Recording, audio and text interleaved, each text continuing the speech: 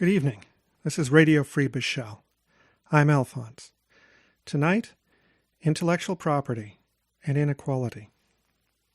I'm going to start with a clip from the 2008 documentary, RIP, Remix Manifesto. I think it speaks for itself. In the Clinton administration, my job was to being in charge of the intellectual property policy of the United States, both domestically and in terms of our diplomacy. You know, in a modern economy, I think wealth is in the products of the mind. It's really in intellectual creations. You know, in much of the world, we live in a sea of piracy. And, you know, you can have sympathy for developing countries, but we made a deal. You know, if you go to a shopping mall in this country, you cannot buy anything made in the United States anymore. It all comes from China or some other place like that. Well, the reason for that is that we completely opened up our markets. It was a conscious decision to basically abandon low-wage manufacturing jobs, and the idea is that we would compensate for that with higher-wage, high-tech information, more intangible-based jobs. I was stunned when I saw this. Here's Bruce Lehman saying basically, we sold out half the country. He's also saying that he's surprised at China, and I'm going to digress on this for a moment because you have to understand China's position here. The countries that have become rich and industrialized did it in periods of weak intellectual property protection. The United States was infamous for piracy back in the day. When Taiwan, Japan, Korea rose up, there wasn't a lot of protection. Europe, certainly not. In fact, patent law was originally created to tempt craftsmen to bring techniques to England. They were then rewarded with exclusivity for 14 years, the period of 2 apprenticeships. But in the 1980s and 90s, the United States changed direction and decided that intellectual property was the future. And this is the regime it tried to impose on China. China's many things, but they're not stupid. They understood the deal. The deal was, we'll let you into the international economy and you can make things, but that's all you will ever do. Say Apple's making an iPhone. Apple has the design. They own the intellectual property. They go to China and they find the cheapest producer that will manufacture it. The Chinese manufacturer provides the materials, the capital, the machinery, the labor. And Apple provides the design, which they can copy infinitely at zero cost once they've created it. So eventually, Apple is making big chunks of free profit, and your low-cost Chinese producer is making just a sliver. And even after they've made millions of phones, it'll still belong to Apple, and none of it will belong to China. What would you do if you were offered that deal? You can stay out of the world economy and stay poor, or you can sign on the dotted line. Well, China did the natural thing, the best thing for their people. They signed on the dotted line, and then they didn't follow through. And Bruce Lehman is shocked that this is what they did. It blows my mind. But then look what happened to the United States.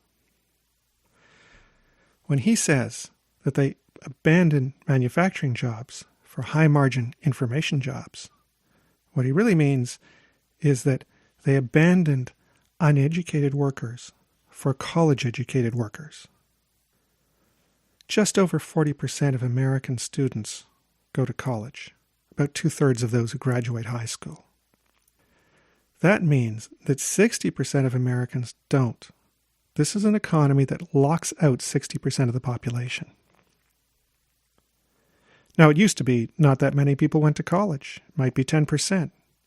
But if that's the case, you don't have a big problem, because if you've got 10% elites and 90% everybody else, then at least if you're everybody else, you're the majority. It's still your country.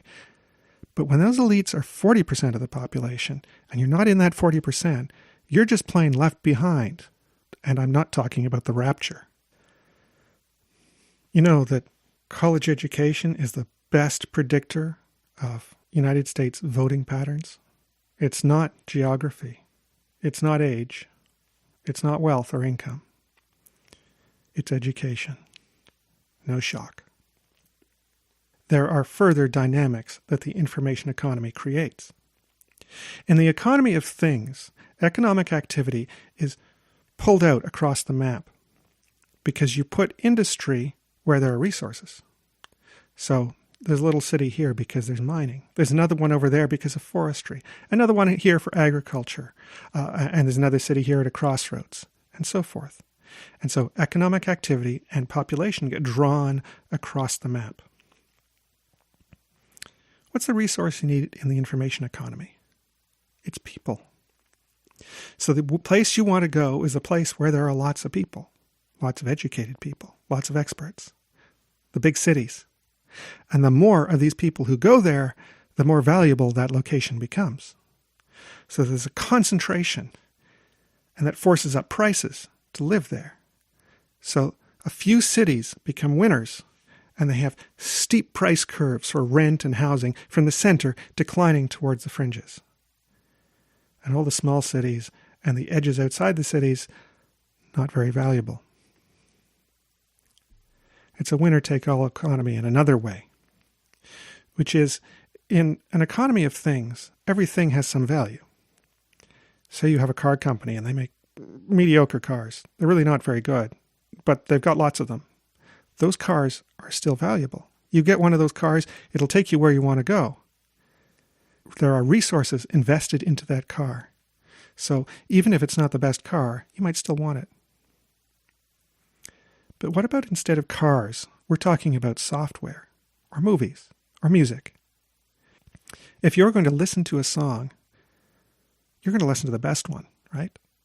I mean, depending on your taste, there might be lots of best ones, but it's a tiny fraction of those that are produced. The same for movies. A small number of movies make the lion's share of the profits. Part of the reason they do that is success breeds success, just like the cities. If the city has lots of people in it, more people come, because the more people come, the more valuable it becomes. The same is true of properties like Star Wars. The same is true of platforms like iOS or Android. The same is true of social media sites like Facebook. So it's a winner-takes-all economy. It's a winner-takes-all economy because of the dynamics of popularity, and because if you're given a choice and the manufacturer can sell something that they copy for free, because every additional copy or every additional customer is basically free, then they can price it to get the mass of the market. And there's no point for second best. If there are 10 products competing in a space like this, and one of them is the best, that one's going to win. And there might be room for a number 2 that's cheap. And after that, forget it. It's like Hollywood, L.A., a town full of beautiful young women waiting tables, or so I hear, and a few who turn into superstars. The information economy is a superstar economy, a winner-take-all economy, where a few companies, a few cities, and a few individuals get the lion's share of the profits, and from there it's a steep curve all the way down until you hit that people who are completely shut out because they didn't have the education.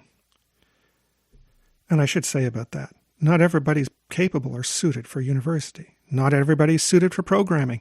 Many of the top academic experts and programmers say that maybe 10% of people are basically born with the talent. And I've met young people who were never going to be programmers because they just didn't get it. They don't think that way. They think a different way. There's nothing wrong with that, but it's not for them. And I've seen students at university who really shouldn't be there because they don't think that way either. These might be the best people you could have for a job. They might be honest, hardworking, creative, and they're not that kind of smart. We talk so much about diversity, but we've got an economy that doesn't favor diversity because there are huge chunks of the population that are ill-suited for it.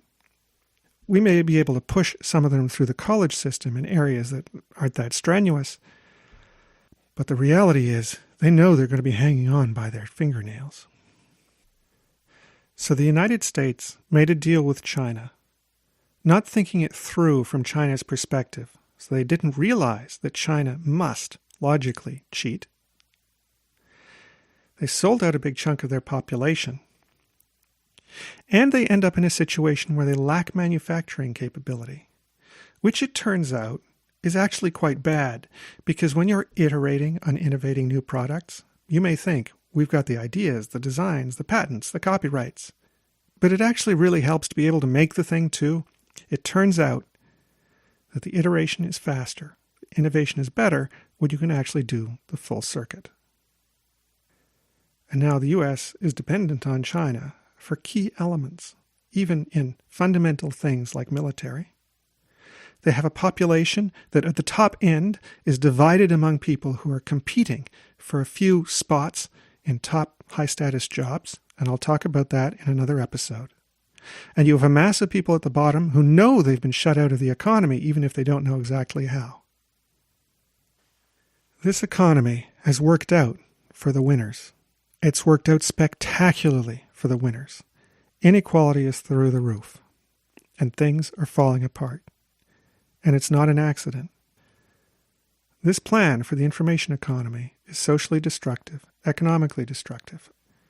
And this moment, when Bruce Lehman spills the beans, for me, is the moment, the smoking gun. This is Alphonse for Radio Free Bichelle, www.beszel.ca. Good night.